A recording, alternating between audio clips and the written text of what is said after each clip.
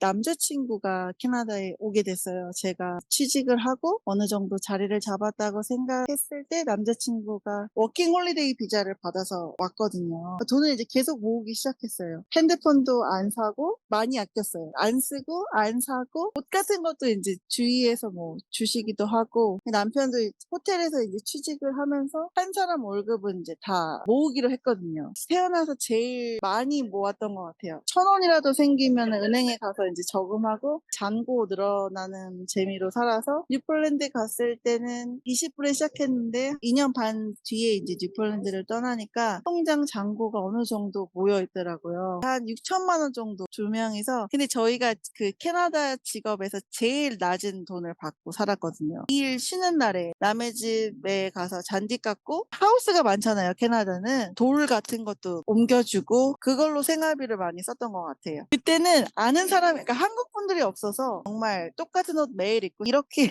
다녀도 되나 싶을 정도로 커피 같은 것도 잘 안 마시고, 마셔도 한 잔 시켜서 나눠 먹고, 푸드코트 가서도 음식 이제 하나 시켜서 둘이 먹고 그랬거든요. 2년 반 계시다가 그 지역을 떠나게 되신 계기는 어떤 건가요? 그 지역이 웬만한 곳들은 이제 차이나타운이라는 것들이 이제 있어서 음식 같은 거, 식료품을 구하기가 좀 좋거든요. 거기는 이제 그런 것들이 전혀 없어서 고추장, 김치 이런 것도 살 수가 없었거든요. 날씨가 눈이 정말 이렇게 막 쌓여요. 이렇게 반지하에서 저희가 이제 사니까 눈이 많이 오면 집이 다 덮여져 버리더라고요. 그래서 출근하기 전에 3-4시간 섭취를 해서 눈을 이제 퍼내야 되고, 겨울이 엄청 길거든요. 대부분이 겨울이고 여름은 한 달 잠깐 다시 겨울로 되고, 그때 이제 살도 엄청 많이 쪘던 것 같아요. 밖에를 못 나가니까. 남자친구 부모님이 이제 안 좋아하셨거든요. 그러니까 남자친구가 공부를 잘해서 학교를 좋은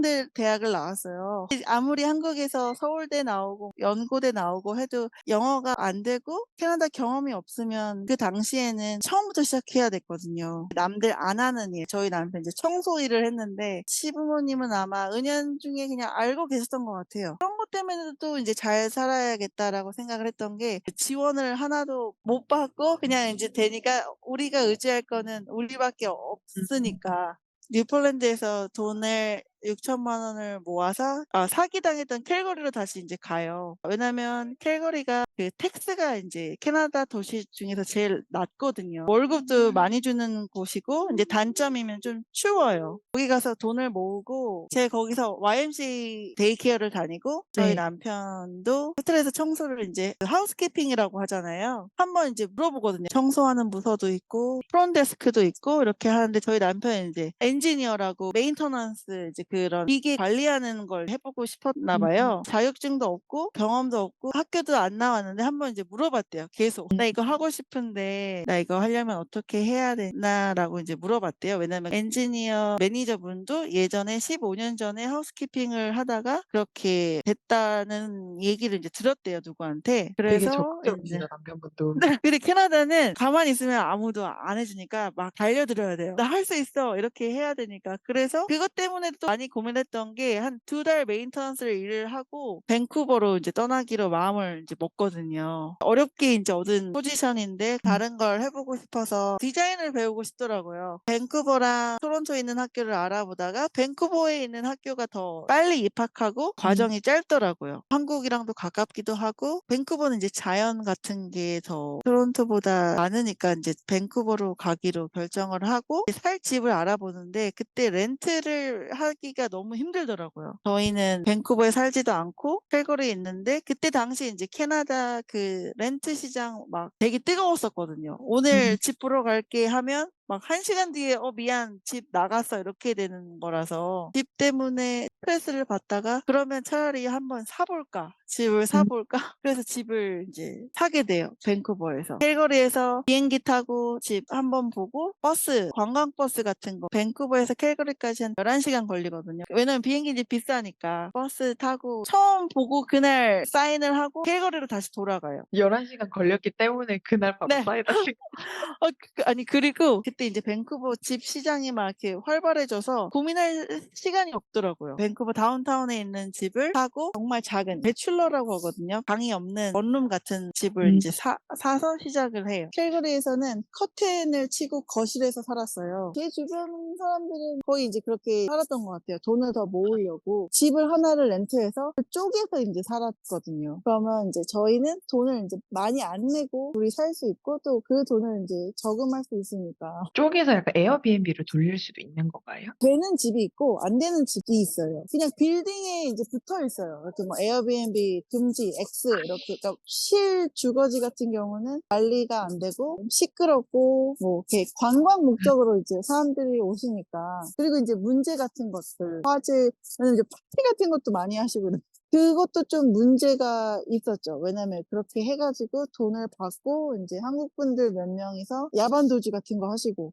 그래서 저도 돈을 못 받을 뻔했어요. 처음에는. 잘했다고 생각하는 거는 힘든 일이 많았는데 제가 사람을 되게 잘 믿거든요. 그러니까 알아보지 않고 너무 다른 사람 말만 믿은 거. 근데 그 과정에서 나도 혼자 할 수 있네라는 이런 생각이 이제 들더라고요. 사기 당하고 그래도 다시 했던 것들 잘한 것 같아요. 왜냐면 저는 한국에 돌아갈 데가 없거든요. 제가 나이도 이제 40이 넘었고 그래서 취직도 잘 할 수 없을 것 같고 한국에서 이제 그 영구 임대 아파트에 살았을 때 처음 사람을 만나서 그런 얘기를 하면 벌써부터 달라지더라고요. 그러니까 소개팅 이런 데서 제가 왜 그 얘기를 했는지 모르겠지만 별로 안 좋아하시더라고요. 거기도 그 면접이 되게 막 깐깐하고 이래서 들어가기가 힘들더라고요. 거기 살아 이게 좀 친구들이 얘기를 하면 너 어떻게 들어갔어 이런 분위기인데 한국은 막 이러니까 제가 한국에서는 유치원에서 이제 일을 하니까 그때 박봉이었거든요. 첫 월급이 90만 원이었어요. 한국에 돌아가도 지금보다 심하면 더 심해진다고 이제 생각을 했던 것 같아요. 여기서 어떻게든지 살아남아야 된다고 돌아갈 곳이 없으니까 그럼 여기서 무라도 썰자. 밴쿠버가 나를 안아준 도시라고 이제 생각이 들더라고요. 아이도 여기서 낳았고 한국에서 돈 없는 서러움, 남보다 좀 가진 게 없으면 그런 느낌을 많이 받았거든요. 그러니까 주거지도 그렇고 내가 일하는 것도 그렇고 뭐 아르바이트를 많이 하는 것도 다 단점이 되더라고요. 열심히 사는 것도 거지근성 되고 그다음에 여기는 이민자들이 정말 많고 북한 분들 같은 그런 분들이 이제 캐나다에 이민 오면 망명 신청을 하는 거니까 다시 돌아갈 수 없거든요. 그런 분들이 이제 막 우세요. 싸움, 전쟁 얘기하고 이런 내가 힘든 건 아무것도 아니구나라는 생각이 이제 많이 들면서 내가 가지고 있는 것에 이제 감사하고 또 노력을 하면 내가 바꿀 수도 있는 곳이구나 여기는 그런 생각이 들더라고요. 네네. 밴쿠버로 오셔서 집을 사시면서 네. 이민자가 되신 거는 어떻게 되신 거예요? 집을 사고 아이를 낳고 자연스럽게 된 것 같아요. 이제 저희 남편이 캐나다 공무원 일을 하거든요. 병원에서 일을 해요. 커리어적으로도 되니까 돌아갈 이유는 없더라고요. 저보다 남편이 영주권을 먼저 받았거든요. 비자가 다 끝나가는데 호텔에서 그럼 영주권 너 신청해줄게. 그냥 영주권 받아 이렇게. 근데 저희는 영주권이 뭔지도 몰랐어요. 뭐야 그것도 사기당하는 거 아니야? 영주권이 뭐냐고 물어보니까 너 캐나다에서 하고 싶은 거 다 할 수 있는 거라고. 그 은인이죠. 그분은 근데 그러고 관두셨어요 그 호텔을. 그분 덕에 남편은 1년 후에 이제 받게 됐어요 영주권을. 빠르게. 시골이어서 거기 뉴펀들랜드여서 그리고 그분은 이제 다른 회사로 옮기시더라고요. 저희한테는 되게 큰 거였는데 그분은 대수롭지 않게 뭐 이거 하는 거지 뭘 그냥 이렇게 해주셨거든요. 네이버에 치면 유학원 홈페이지가 나오면 거기에 이제 물어보는 거죠. 초반에는 대답을 되게 잘해주시거든요. 남편도 블로그는 안 하는데 X 이런 데서도 이제 물어보면 저희 남편은 대답해줘요. 그러니까 이제 물어보는 거예요. 그냥 이분 뭐 캐나다 살면 한번 궁금한 거 물어보고 자기가 하고 싶은 어떤 경험이라도 캐나다에서는 그게 경력이 포함되더라고요. 스타벅스에서 일했던 경력 덕분에 여기 호텔 스타벅스에서도 일할 수 있게 되었고 그런 거 있잖아요. 글로벌 기업들 뭐 하얏트, 페어몬트 뭐 이런데 그러면 이해가 더 빠르고 저도 그 덕분에 스타벅스에서 바로 취직을 했거든요. 지역을 먼저 선정하시는 것도 중요하고 내가 이제 어떻게 무엇하고 살 것인가 좀 많이 놔야 돼요, 내 자신을. 처음에 차별받는 게 당연히 있거든요. 내가 한국에서는 왕년에 이랬는데 내가 이거 했는데 내가 이거 하려고 여기 왔냐 이런 분들은 쭉 많이 힘들어 하시더라고요. 그러니까 현실과 이상과 그거의 이제 차이가 만약에 영어를 잘하시고 비자가 괜찮은 상대라면 괜찮은데 저희는 아무것도 없으니까 많이 놔야 돼요. 그러니까 사람들이 하지 않는 일들. 저는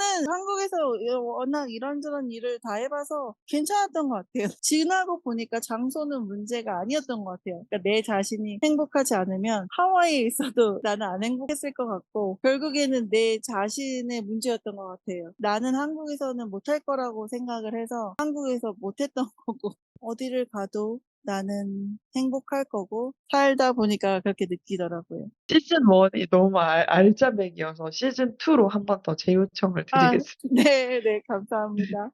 네, 그럼 오늘 이만 여기서 인터뷰를 마치도록 하겠습니다. 네, 네, 감사합니다. 또 봬요. 감사합니다. 네, 네, 안녕히 안녕히 계세요. 계세요.